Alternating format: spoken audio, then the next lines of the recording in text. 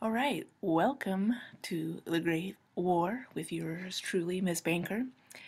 Again, we'll call this the Great War because that's what we'll call it until there's World War II. And then we'll call it World War I. Okay, so let's get started. So, at the eve of the 20th century here, we've got a bit of a social disconnect, right? We've got some dangerous things happening in Europe, yet a lot of people thought, hey, we're advanced, we're industrialized, we're progressive, there's going to be peace forever. And so they had a lot of peaceful demonstrations and pro-peace marches. Meanwhile, their government leaders had something else in mind.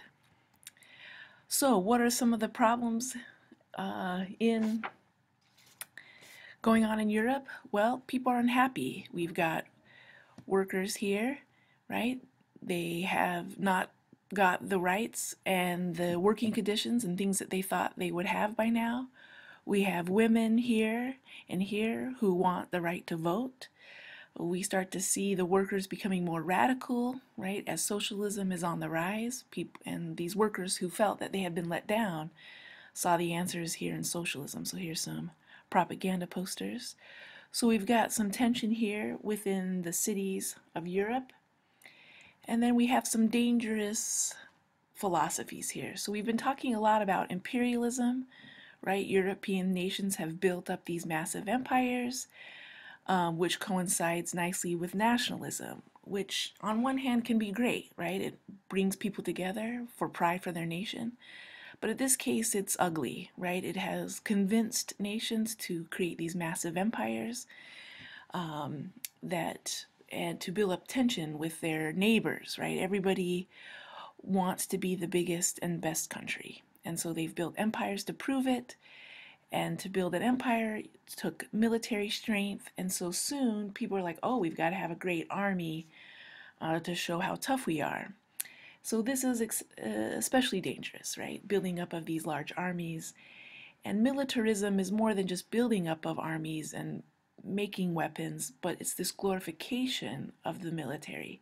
So if this were 1905 and you were living in one of these European nations, you turn on the radio and you'd hear military marches. Everybody would wear kind of militaristic clothing. And so that's what militarism is. It's more than just building up of armies, but the glorification of the military. So most nations are building up these huge standing armies, except for Great Britain, which will become important a little bit later on. Also, part of militarism is generals in each country were making these elaborate battle plans. You know, if there's a war, how would they be successful? And so each nation had their kind of battle maps drawn and at the ready. So now they're maybe looking for an excuse. So we've got all of this tension here, plus the tension of the social problems in European capitals. So this is making for a dangerous mix. So let's jump over to some disputed territories, right? Remember this territory, and who can forget the Franco-Prussian War when France lost this territory to Germany. We also have Serbia establishing itself as a nation, but we've got some nationalism here rising up in this area of the world. So these are some disputed territories, right? Everybody wants a piece of this territory, and some of these territories is what is what will lead to the war. Okay, so Germany. We've got some problems here. We've got our good old Otto von Bismarck, right? One of the great geniuses of European diplomacy and statesmanship. And we remember him from establishing a united Germany. But he has a concern. He doesn't want Germany surrounded by enemies. So since 1870 into the 20th century, he's built up these alliances, mostly to neutralize France. He feels like France is going to come after them. Remember that little Alsace territory there, for losing that. So he's worried that they will come for it. So it works, right? He is able to build up these huge alliances that neutralize France. But then this guy becomes the king of Germany, or the emperor, Kaiser, Wilhelm. And this guy's got some issues, I think. And he decides that Bismarck is this old man. What does he know? And he decides to build up his military and starts to show off. He lets the treaty lapse with Russia. He starts to build up a navy to rival Great Britain. And that is probably one of the biggest mistakes of this time period. It makes Great Britain nervous, and what used to be a close alliance between Germany and Great Britain starts to sour as Great Britain starts to be more wary of the Germans and pushes Great Britain into an alliance with France and Russia. So here we are. In 1907, Bismarck's fears have come true. There is Germany, and on both sides, enemies, Russia and France. So all those years of building, of making it so that wouldn't happen, come crashing down, courtesy of the Kaiser. Okay, so now we have the Balkan Peninsula. So when you need to find the Balkans, I always find Greece, and then it comes up and around here. Remember, this is where the Ottoman Empire controlled much of this territory into the 1800s. So these are newly created states. Nationalism is on the rise here. And you have these two big powers of Austria-Hungary and Russia who are keeping an eye and want some of this territory.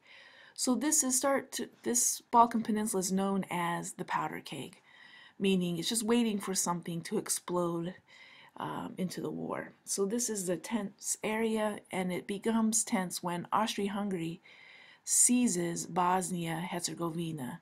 And in that territory, there happen to be a lot of Slavs. And the Serbians and the Russians, who are Slavic, take great affront to that and are pretty ticked. So remember, Serbia, they want to kind of establish themselves there and gather all the Slavs into one nation. So they're pretty mad at Austria-Hungary for taking over Bosnia-Herzegovina. Okay, so that's the tension. So remember, we've got social problems, we've got nationalist buildup of these armies, and everybody's getting into two camps. All right, so nationalism is dangerous, right? Because look at Austria-Hungary. Look at all the different ethnic groups within their empire. So they don't like all of this nationalist talk. And so here is Bosnia, right? Part of a new part of Austria-Hungary, and we got Serbia, who would like to probably also take into that territory. Notice this is Sarajevo, and that city will be important in just 1 second. Okay, so the spark. What lights up this dangerous mix? These poor folks here, Franz Ferdinand and his wife Sophia. He is the heir to the Austrian throne, and if he would have lived, he probably would have granted all those different nationalities in Austria-Hungary a chance. But alas, this guy assassinates him. So June 28, 1914, this is the spark that explodes the powder keg. He and his wife are there to tour, I believe, some damage, some of the groups like the Black Hand, that secret nationalist societies had been causing trouble. So they were there driving around touring Sarajevo and touring some of the damage. And this guy is Gavrilo Princip, a 19-year-old Serbian who wants to get the Serbs in Bosnia and Herzegovina back into Serbia. And he's part of the Black Hand, the secret society, who's decided to assassinate Franz Ferdinand. Now, earlier they had let off a bomb that missed the Archduke, so they were on their way to the hospital to visit some victims of this bombing, and Gavrilo Princip is, I believe, eating a sandwich at a cafe after this failed attempt, and looks up, and lo and behold, there is the Archduke. He takes his gun, walks up to the car, and shoots both the Archduke and his wife.